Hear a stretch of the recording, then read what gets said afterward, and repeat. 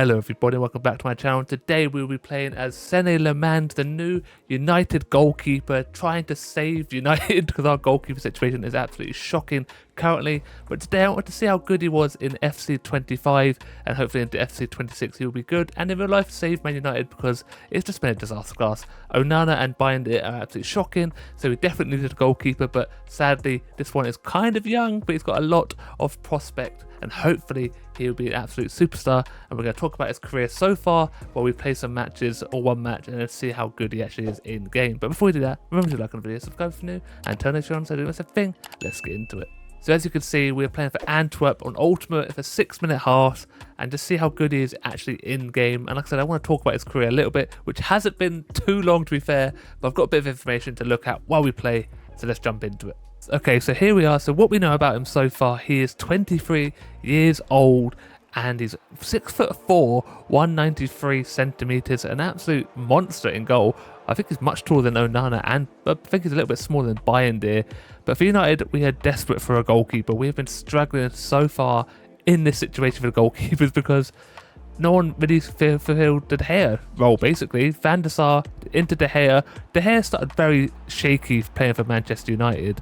But other than that, he's actually a superstar, and all my days, they've scored already. A horror mistake for me. Maybe I should have done better. I didn't think he was going to hit it with his left foot. I thought he was going to hit it with his right foot. Let's have another look here. It's Middlesbrough we're playing up against, but look at this, by the way. I assumed he's going to spin, but his first time strike, shot down low, should be doing better. Not a great start so far on the toe. It's a nice little finish in the end, but it's pretty much straight at me. I tried predicting, and I shouldn't have. But like I said, Man United went from Van der Sar to De Gea. He started off so shaky, mainly for his goal line presence or his box presence. Other than that, his shot stopping is pretty immaculate, but he just could not deal with corners, and that is what we're struggling with so far this season for Manchester United. To be fair, how many goals we scored directly or conceded directly from corner kicks in just Onana and Binder. Both had howlers, I think back-to-back games, which is just horrendous to deal with. Again, they get a shot off here, but this time cover the near post down low. Nice easy save in the end of it. But now we're going to see how good he is from controlling his actual 6-yard box, maybe even further, depending on where they dish it out. Straight to the middle, comes out, grabs it easy. Distribution, can we get a counter attack? Just about got over the head and lose possession straight away. To be fair, this is probably one of the best tests we're going to get. Belgium League isn't the strongest. Middlesbrough in the Championship, I believe. Maybe League, yeah, in Championship, maybe League 1, I don't have a clue. But they are a pretty good team overall. I think, is Michael Carrick still manager? Anyway, I'm waffling. Like I said, De Gea struggled. This 23-year-old, again, is a youngster. He's tall. He's got quite a slight frame. He's not super stocky. Like Onana, I would say, is quite a stocky goalkeeper. He's horrendous, by the way. I don't have a clue what happened to him. Maybe we just didn't look at him enough. But so far, what I've seen, obviously, it's only little bits and bobs and highlights and downlights, you could say, because we've seen a fair few of them. Another nice little save at the near post. They keep going for it, and I'm going to keep saving it as long as it's straight at me. Another opportunity to cover the box. Again, it's just so easy. He's tall enough to body the defenders. Play it down there. Oh, he's made a mistake. It's alright. It's alright. Run. Oh my god, hit the post. Run back. Oh, that's right. All part of the plan, baby. All part of the plan. That was a little bit dodgy, but it's fine. We got away with one. But yeah, so far, he started off in KRC Bruges, I believe. He played in the Champions League. First team matchday squad. Okay, they didn't play. At 16 years old against Atletico Madrid, so he didn't actually play in the match. At 17, he saved a stoppage time header equaliser to make. He scored a header. Not even saved it. He scored a header. A bit of Schmeichel-esque there. Scored a header against the under-19s, or Real Madrid's under-19s, which is incredible. We love to see that. Like I said, he's a tall player. Most goalkeepers are. I think Jordan Pickford is the only one who isn't that tall. He's like 5'8", 5'9". Still quite small as a person, but still an outstanding goalkeeper. Pickford is. He got featured at Club NXT. Didn't know he did wrestling in the first division of B for Club Brugge under 23 team. What's that? He's played for Spurs. I'm waffling big time. I'm pretty sure I've got ADHD. I just waffle on. His with first choice in goalkeeper Mignolet started for the senior Belgian Super. Mate, he started for the Belgians. He started in the Belgian Super Cup against Genk, and they won 3-2. Other than that, he kind of took over last year, basically. He left Club Bruges in 2023 and joined Antwerp on a 4-year contract. And 2 years later, he's playing for Manchester United. Number 31, because I think Binder's got the number 1 shirt currently. And hopefully United get rid of some of their players. But overall, from what I've seen of his highlights, and like I said, low lights, low shots he seems to struggle with. He's a tall player, like I keep saying.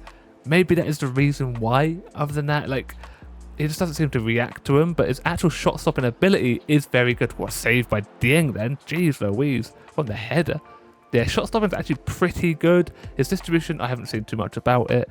But other than that, his corner, like his box presence, he's tall, but he's still a bit shaky. His decision making's kind of all over the place, which is understandable for a 23-year-old. For a goalkeeper that is still very young, he seems goalkeepers go well into their 40s and still be world class. Buffon, Van der Sar as well. What age did Van der Sar join United? I think he's like late 30s or maybe early 30s. I might have to look it up, but either way, he played a long time for United at an old age. Damn, we might get up here for the corner. Oh, didn't do it. Not gonna let me go up for the corner. Antwerp, it's a free season. Get me stuck in there. I don't know if we're actually gonna get a goal here, but nope, lose it again. But yeah, he plays for Antwerp, or plays for Antwerp. I think he actually had the highest save rate in all of Europe last season, which actually is incredible. I think it's like 17 something.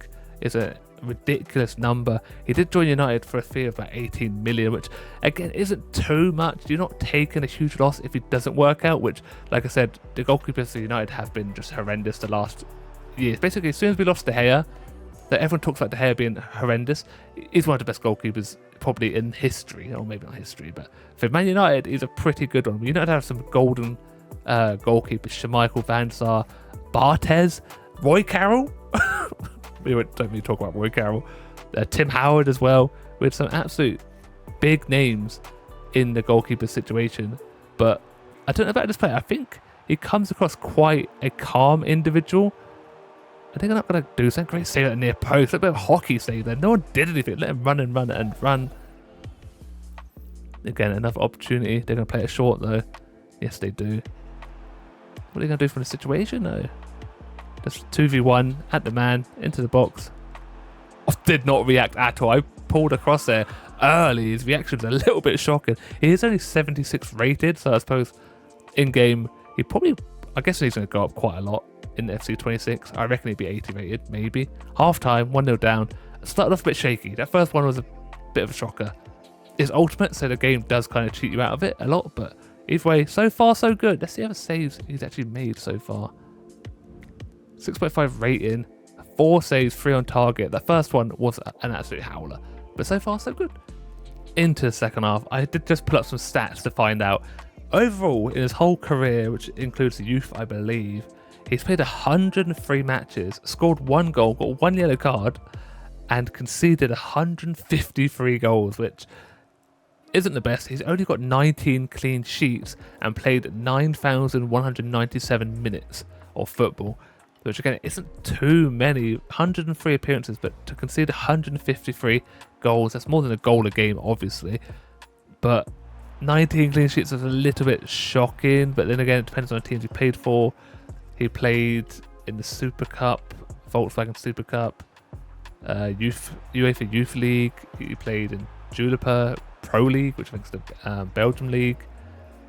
So for that, he's played 35 appearances in the Pro League, which is Belgium's top division. Again, this is kind of the last season was his breakout season. Again, can we get that from the box? No, defender got there. Again, a bit indecisive. Reactions weren't too good in-game. Hopefully, I think that actually correlates to in real life as well. But he doesn't really stand too tall. Look at him, 193, 6'4". It's a giant, really, but he doesn't look too big. Oh my god, we could get back into the game. Run, son, run! The defenders are slacking. Get in there. I think no, mate. Well, you can see why he is that a penalty? Okay, his shot stopping numbers are chart topping. Of all the goalkeepers in Europe's top 10 leagues, last season he ranked first for total saves, 173 saves, with a percentage of 77.4%, which is kind of ridiculous if you put it in those type of numbers. But again, he's playing in the arguably not the best league in the world. It's a top 10 league of Europe, but does anyone really rate the Belgium league? To be fair, the players that have come from Belgium have actually been kind of decent. You have to give them credit for that. How quickly. But yeah, I read him like a book. Got a rebound. The defender doesn't block it. Not a lot he could do about that. That's actually something I want to talk about. They're dancing on me. Mate, Middlesbrough are absolute toxic. What's that about? Excuse me? You got a rebound goal. What happened here? I thought I did alright. Come down, close the angle, just push it directly out. The other player, the defender, the number 4. What is he doing? It's literally the most FIFA FC 25 goal ever, the rebound. But his actual shot stopping for directions is actually pretty good. He doesn't really push it into danger areas. He tends to actually push it out of danger, out for corners, out wayward, away from the attackers, which you need if you're going to be fumbling. Other than that, I don't think he's got too much. Let's have a look here. A lot of these are going to be... He's either going to get bigged up because he's joining United, or he's going to be horrendous. Like, everyone's always trying to downplay United signings. Yeah, see, I wasn't even paying attention. Still read it like a book. Beautiful. That's just Saga United. Key strengths. Let's have a look. I like to help the team with controlling the space behind the defence, helping my defenders. Again, just being decisive is a huge problem with United. The amount of times Bayindir and or Onana have literally just stood in no man's land, don't control their box at all, and just kind of sit there and let things happen to them. It's kind of crazy. They get bullied from corners all the time. The amount of time players will just sit on them. They're not strong enough, basically. They just sit there, let them get pushed into. The defenders don't really help them, but if your goalkeeper, just shove them out of the way. Get them away from you, make your own space, and punch the ball at least, but don't flap at it. The flapping is the most frustrating thing. We've dealt with it too much. Oh my god, Spencer, is that a penalty? No. And I'm saying, talk about penalties. His penalty save is actually decent as well. And watching Onana in the Grimsby match when he let in so many penalties that he think he had 5 touches of the ball from penalties and saved 1. I read that, but that's right, he missed. Yeah, 5 touches of the ball from a penalty and only saved 1 of them. That is horrendous. And watching his technique for penalties was infuriating. I cannot believe what he was doing. He's just diving for the sake of diving. He didn't actually have confidence that he was going to make a save. Not one point in time in that Grimsby penalty shootout. The fact we lost to Grimsby, which they deserved it. Grimsby were much better than Man United, and it was definitely a wake-up point, I think, for United. Even though he still struggled against Burnley, we had to rely on a penalty to win that one. Again, just poor defending and goalkeeping in every match we played so far. But yeah, his goalkeeping penalty saves are actually decent. He looks like he commits and actually tries saving it.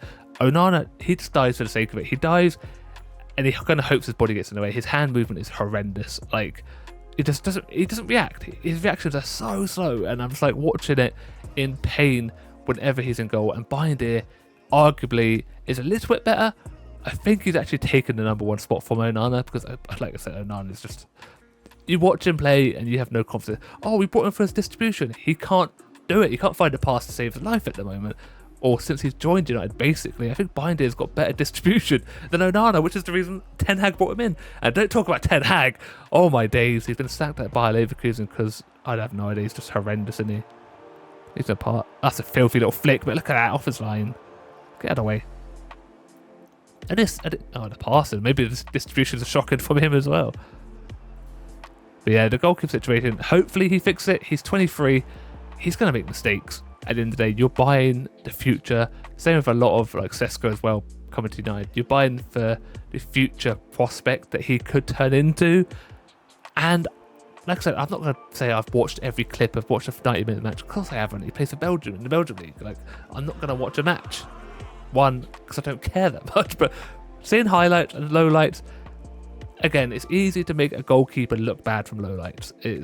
You don't know how long it happens. Look at what he did to Martinez as well. He was kind of close to joining. I say close. Maybe he would have joined if Sancho went for a permanent, but Martinez, again, you could do it with every goalkeeper. Maybe not Van der Sar. I generally can't remember an error from Van der Sar at all. He made them, obviously. And like I said, every goalkeeper does. It's the loneliest spot on the pitch. A goalkeeper, you make a mistake, everyone has your head. But you need a goalkeeper to not make the stupid mistakes. And like I said, everyone's got it in them. Defenders get away with it because the goalkeeper saves them. Strikers get away with it because they're halfway up the pitch. But goalkeepers, you make a mistake and you're brown bread. You're like, there's no chance. You're going to get punished big time unless you're super fortunate, or Fernando Torres is going to miss like an absolute sitter. Yeah, I can go back in time. I remember, see, you can do it to strike as well, but like I said, goalkeeper's the loneliest spot on the pitch. I just hope he's there to make a difference. He sounds pretty confident. He sounds like he's kind of like on it, in his own head, but in a good way. Very quiet. As long as on the pitch he's dominant. And in game so far, it wasn't the best. He played alright. 2 goals. One of them definitely wasn't my fault. Second one, 7 shots against, 2 saves. Nope. 7 shots against, 5 saves, 2 goals conceded. But overall, he's okay. Let's have a look at his actual stats. So I had to do a little bit more research as well. Apparently, he had elite shot stopping. They compared him for 24, 26, I guess it's supposed to be 25, and Onana across his Ajax years and his United stint. Shot stopping, Lammens had an 80% save rate and prevented more goals than expected. Onana and Ajax were solid, but his numbers show regression. Lammens stopped 12% of crosses, a top 80% in Europe. Onana sits close to 25th or to 30th percentile, and Onana is excellent short passing. Lammens favours long ball. Obviously, there's just people talking on Reddit and stuff like that. It's just a nice comparison to look it up and have an actual gander at what we're kind of getting. But in game, here's a long ball pass, so that kind of proves the point. He's got cross claimer, which I've seen a little bit of, like I said, flappy hands and not fully committing to the ball. Diving, can we have a look at it? Apparently he's got 4-star weeks, but in game, diving 76, 75, 70 kick in, 74 position, and 75 reflexes. It will be interesting to see how that changes in game. But like I said, you just want United to have a solid goalkeeper who will sit and actually shot stop is number one. I don't care what anyone says. Getting rid of De Gea was probably one of the worst mistakes United made under Ten Hag. Getting rid of him, a solid goalkeeper, you knew what you were going to get with him. Right, he might not find a 40, 50 yard pass. He can play it short, but he will make stops. And his shot stopping is incredible. Even now, how old is David De Gea? I keep waffling, but David De Gea, he is what, 34 is he? 34 years old. It's still not even that old for a goalkeeper.